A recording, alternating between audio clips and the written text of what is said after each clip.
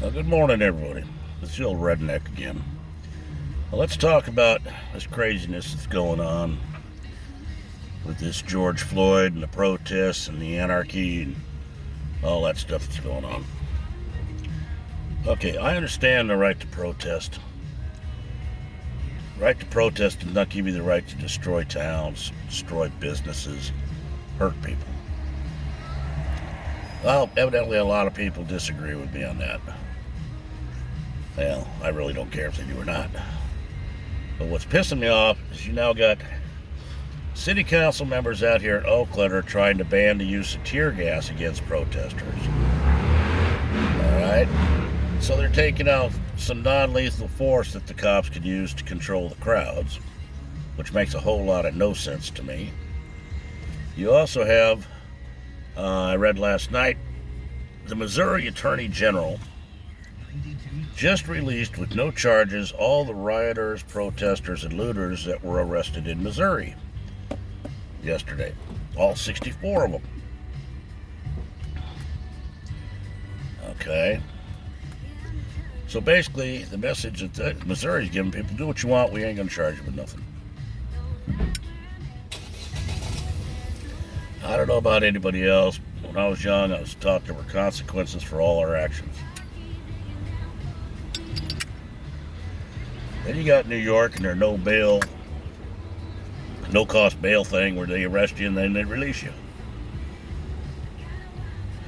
Makes no sense. Now they're trotting out every ex-president or Democratic leader they can, talking nonsense. You got our illustrious governor saying it's all the white people's fault that this is all happening. They're acting like every cop out there is a bad cop. That is the wrong message that they're giving, and it's a lie. I'd be willing to say at least 98% of the cops that are out there are doing the job because they love their community and they want to keep the citizenry safe. But now people are trying to get all the police shops shut down, closed down, stop having...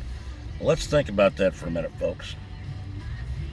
How long do you think a business or a citizenry would survive without the police force? During all this looting and everything that's going on, people are already bitching, why weren't the cops there to stop it? Then you got a case I saw where down in LA, there's somebody tagging a building with BLM. Okay, vandalism.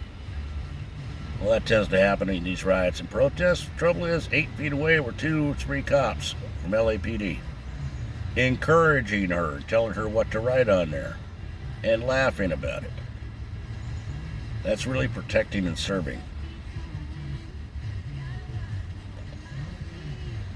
Frankly, those cops should be in the same book as the ones in Minneapolis.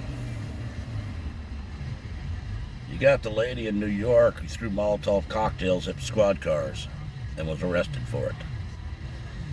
And she's now out on bail thanks to a previous Obama staffer. What kind of message is that throwing?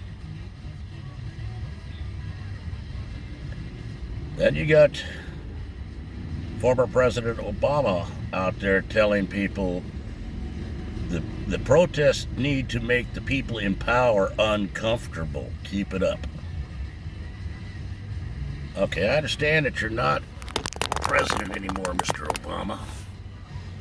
And in my mind, you weren't much of one when you were there. Which is why I didn't vote for you. But that's still throwing the wrong message. Why do these Democrats seem to want anarchy in the streets? Why? We all need to think about that. We also need to think of who's financing all this. Who is financing all this? Who's fanning the flames? You got A guy that was murdered by a cop. I will admit that. And that was wrong. And the cop is being charged. He's going through the justice system right now. The law's doing its job. And everybody goes up in arms about it. You got a GoFundMe page that's already made over $9 million for his family. Because everybody's feeling woke and feeling guilty. Oh my God, I got to give money and make me feel better. But you're not getting at the core of the problem. I don't care if you're white, black, pink, or purple. What happened to George Floyd was wrong. Never should have happened. You want to fix what's wrong in this country, you got to do one thing first off. Admit that everybody has a trace of racism of one type or another in them. It's a matter of being civilized enough to, one, admit it, two, don't let it take over. You know? Everybody has the same opportunity if you're willing to work for it in this country. Some have to work a little harder at it because they don't understand the book learning. I happen to be one of them. But you want to fix the problem and fix the neighborhoods. You see all these high-profile Hollywood stars and basketball stars and sports stars all talking, oh, whoa, here's the black man, oh, whoa, it's the black. They say that whenever a camera's in their face, but how often do you see them in the inner cities trying to promote education, trying to clean up the streets, trying to get people off of drugs, trying to get people out of the gangs? No, they go back to their mansions and they say, well, I did my job today, I feel real pretty good now. Made a whole bunch of people like me because I'm such a great person. If you're going to talk the friggin' talk, you need to walk it. You got all these multi-millionaire black superstars and actors. They do a lot of talking when there's a camera in their face. But how often put the talk to words and get out into the streets and help the communities? How often do they leave Beverly Hills or wherever they're living in their mansions? No, we get to see them shake their ass on quarantine, but you don't see anything else from them. Until they think they can get a few more fans to join their Instagram page or something like that. How about coming out and helping clean up these small mom and pop businesses that you're promoting getting destroyed? You know? Let's start walking the walk, all of us. We want to clean up this problem. We all need to work at it. We all need to admit we are part of the problem. Black, white, pink, or purple.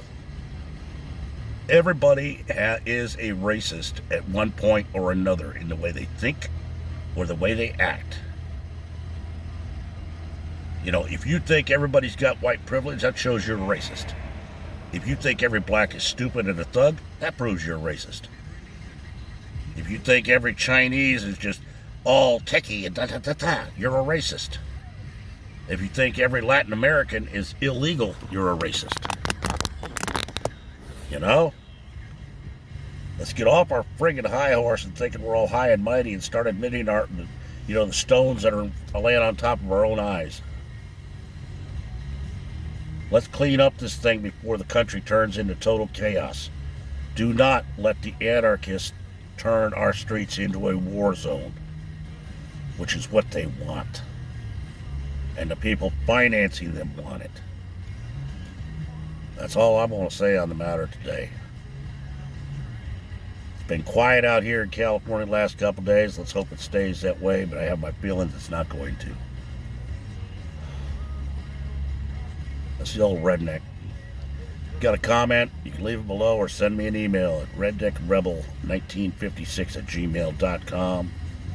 Send me a question, send me a new topic you want me to talk about. But we all need to get our heads together and clean up this problem. All of us. Quit letting the media and everything hype everything up to a fever frenzy to where we're all losing our freaking minds. To everybody that watches this and my 10 subscribers, if you like it, pass it on. If you don't like it, pass it on. Somebody may learn something from it. Y'all have a good day. We'll talk again soon. Bye.